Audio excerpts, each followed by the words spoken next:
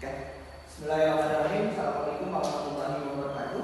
Waalaikumsalam warahmatullahi wabarakatuh. Pada pertemuan kali ini kita akan belajar terkait dengan subgroup ya. Di mana subgroup ini adalah kelanjutan dari materi yang sebelumnya kita pelajari, yaitu terkait dengan. Oke, sebelum kita masuk ke materi ini, Bapak akan coba untuk absen dulu. Di pertemuan kali ini alhamdulillah hadir semua. Menurut kalian masih ingat kan terkait tentang materi teori itu? Itu adalah memenuhi beberapa syarat. Kira-kira syarat yang pertama apa? Tertutup. Tertutup. Ya, jadi yang pertama itu tertutup. Terus yang kedua apa? Inverse. Terus yang ketiga identitas, dan yang terakhir adalah asosiasi. Jadi, nah itulah yang dinamakan bentuk teori. Jadi kalau teori itu kita harus memenuhi syarat. Nah, kira-kira apa sih sebetulnya subgroup kan gitu ya? Jadi intinya subgroup itu ya berarti kan bagian dari grup itu sendiri. Sehingga kita akan mempelajari bagian yang di dalam dari grup itu sendiri, gitu ya. Nah itu jadi karena kita sudah mempelajari di sebelumnya, maka kalian harus paham dulu terkait dengan tertutup, terus inverse gitu ya, terus identitas, dimana angka 0 gitu kan, terus juga ada yang dinamakan asosiatif. Asosiatif itu yang A tambah B, yaitu kalau aplikasi di bagian sekolah, gitu ya. Nah kalau di bagian sekarang itu diperdalam lagi, seperti pertemuan yang sebelum-sebelumnya, gitu ya. Oke, nah sekarang kita akan masuk ke bentuk subgroup. Nanti kita akan coba pahami, nanti Bapak akan menjelaskan di bagian sana, dan Bapak akan menggunakan CapCut ya medianya. Jadi tinggal kalian lihat aja di sana. Oke? Oke. Izin Bapak untuk sambil dulu karena memang Bapak menjelaskannya menggunakan CapCut. Yang pertama kita akan belajar terkait dengan subgroup ini. Oke? Tadi sudah dijelaskan ya bahwa teori yang kita akan pelajari ini adalah kepanjangan dari bentuk grup itu sendiri. Gitu ya. Ini mengulas saja terkait tentang materi yang sebelumnya. Nah, ini yang kita pelajari minggu kemarin, gitu ya, terkait tentang ini, di mana ini ada tertutup, inverse, identitas, dan asosiatif. Dan di situ ada definisi-definisi yang kita sudah pelajari di minggu kemarin. Nah sekarang, sebelum itu, Bapak akan menjelaskan kira-kira apa sih capaian pembelajaran yang harus dicapai di pertemuan kali ini. Itu yang pertama adalah bahwa CPNK-nya kita harus mampu membuktikan sifat dasar grup dan dapat membedakan grup dari struktur aljabar lainnya. Jadi masih dalam komponen yang hubungannya dengan materi yang sebelumnya. Artinya kita harus bisa membedakan struktur aljabar yang lainnya, gitu ya. Nah indikator pada pertemuan kali ini kita harus bisa membuktikan sifat dari strukturnya dan menerapkannya dalam identifikasi dalam bentuk grup. Nanti Bapak akan menjelaskan terkait dengan apa sih sebetulnya sifat dari struktur, bagaimana sebetulnya kita mengidentifikasi grup tersebut, sehingga apakah subgrup itu merupakan suatu grup atau bukan, ya. Oke, kita lanjut. Nah di sini ada bentuk definisi dari Bapak, ya, dari salah satu referensi di LPS yang Bapak sampaikan, ya, bahwa ini adalah merupakan suatu definisi dari grup. Subgrup dari himpunan A, gitu ya. Bagian dari grup G itu adalah merupakan subset. Artinya subset itu adalah himpunan dia subgrup itu kalau dia merupakan suatu subset dari himpunan G-nya. Artinya apa? Artinya bahwa kalau dalam bentuk ilustrasi gambarnya ada bentuk ini ya. Ada suatu himpunan grup G, gitu ya. Misalkan di sini G, di mana di sini ada operasi yang sama, ya.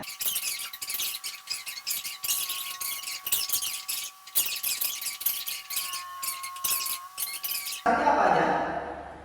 Yang pertama, dia harus tertutup, betul. Oke.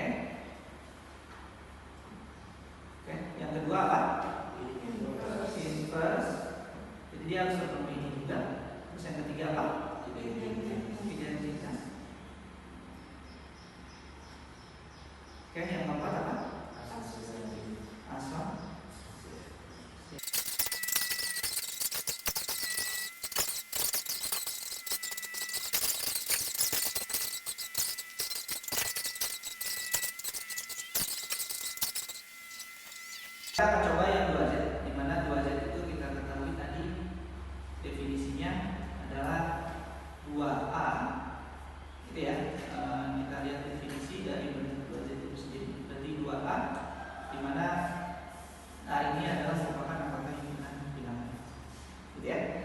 Oke, yang pertama kita ada ya. Oke, yang pertama adalah kita harus membuktikan dia merupakan sifat tertutup ya. Oke, kalau dia tertutup itu kalau kita gitu ya.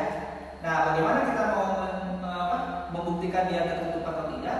Maka kita harus menjumlahkan, karena kita tadi operasinya penjumlahan ya. Jadi yang pertama adalah kita jumlahkan M dengan M ini ya. Dia harus merupakan anggota himpunan bilangan Z juga ya. Sehingga kalau di sini secara definisi sama aja dengan 2A dan ini adalah sebagai nilai dibagi. Jadi kalau kita hitung 2A ditambah 2.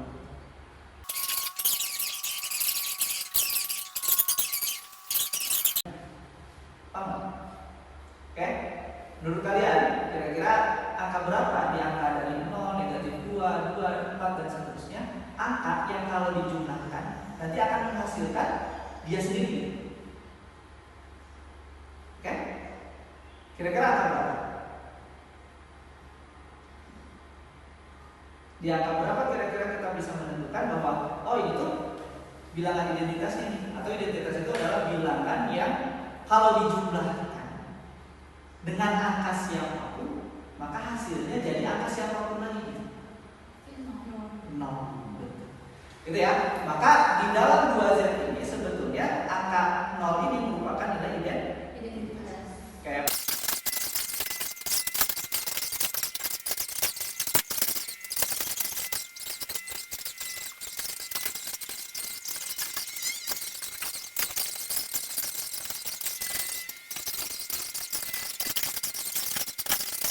jadi intinya kalau kita mau membuktikan subgrup itu kita hanya membuktikan berapa? Berapa kali? 2. Yang pertama adalah H-nya itu tidak sama dengan himpunan kosong. Terus yang kedua adalah G himpunan H yang merupakan anggota himpunan apa? H besar ya. Maka tinggal buktikan apa? G apa? Operasi H inverse itu harus anggota himpunan H lagi. Ini ada yang mau ditanyakan? Cukup ya? Oke. Nah, selanjutnya, nah bagian ini. Coba kalian kerjakan aja di bagian apa-apa ya. Saya akan kasih waktu ya, 5 menit.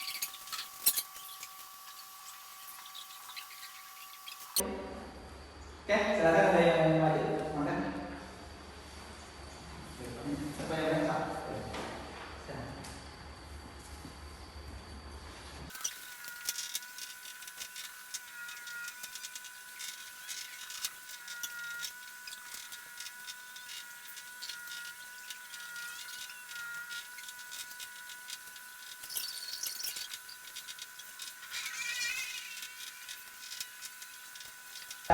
Subgrup ya. Jadi di sini sebetulnya hanya membuktikan 2 saja.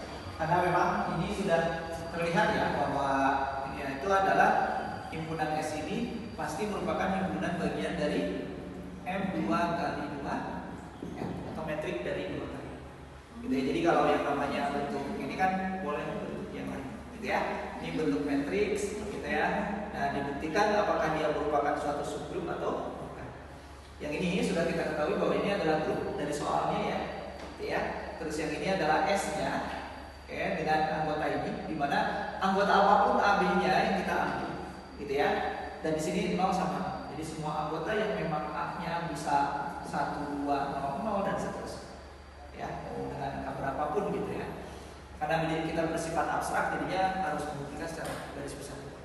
Oke, nah ini ya, ini gambaran bukti bahwa ini himpunan ini, terus dia juga membuktikan dia himpunan kosong, gitu ya, dengan melihat dia ada himpunan identitas tadi, gitu ya. Jadi kan identitas itu pasti dalam satu ininya harus ada 2 ya. Kalau ini M2 kali 4 R, berarti di dalamnya ada himpunan S, maka dia pasti setiap himpunannya ada himpunan identitas, gitu ya. Maka dibuktikan bahwa dia ini dalam nilai identitas ini, dan ternyata ini juga merupakan identitas dari S ini, gitu ya. Sehingga sama identitasnya di nilai ini, di mana I ini anggota himpunan S, ini juga merupakan anggota himpunan M. Nah dari sini dia membuktikan gitu bahwa oh ternyata I ini anggota himpunan S, maka S ini adalah bukan anggota dia bukan merupakan anggota himpunan S, gitu ya. Gitu. Terus yang kedua ini ya sifat ketertutupan. Ini adalah apa yang inverse dari metrik yang sudah kita pelajari sebelumnya, gitu ya. Maka menghasilkan. Maka hasilnya apa? Ini tanda apa tadi? Apa? Himpunan bagian itu ini. Subgroup. Itu ya. Jadi ini simbol dari subgrupnya ya. Jadi jangan sampai lupa. Boleh dalam bentuk kata-kata ataupun dalam bentuk simbolis. Tadi yang menyimpulkan gitu ya. Sedangkan ada yang mau menyimpulkan kira-kira apa sih sebetulnya subgroup? Ada yang menyimpulkan? Sama. Mau ke depan atau di situ? Silakan boleh silakan. Yaudah. Kalau subgroup apa? Jadi yang saya pahami mengenai subgroup itu tadi, subgroup itu merupakan himpunan. Betul. Himpunan bagian dari suatu grup. Betul. Seperti tadi contohnya H itu merupakan himpunan bagian dari G. Ya. Betul. Namun himpunan tersebut itu harus memenuhi dari beberapa syarat. Mungkin itu saja yang bisa saya pahami, Pak. Oke, sip, bagus. Hanya ralat sedikit bahwa asosiatif itu adalah bentuknya pengelompokan. Jadi bukan penyebaran atau pertukaran. Dalam kesimpulan yang sudah disampaikan, nanti kalian coba pahami kembali terkait dinamika, ya. Oke, nah untuk tugasnya mungkin nanti kalian bisa lengkapi. Tadi kan hanya nomor 4 saja yang sudah dikerjakan. Maka coba kalian kerjakan nomor 1, nomor 2, nomor 3, dan nomor 5. Kalau sudah terima kasih berarti itu menandakan bahwa kuliah ini sudah selesai.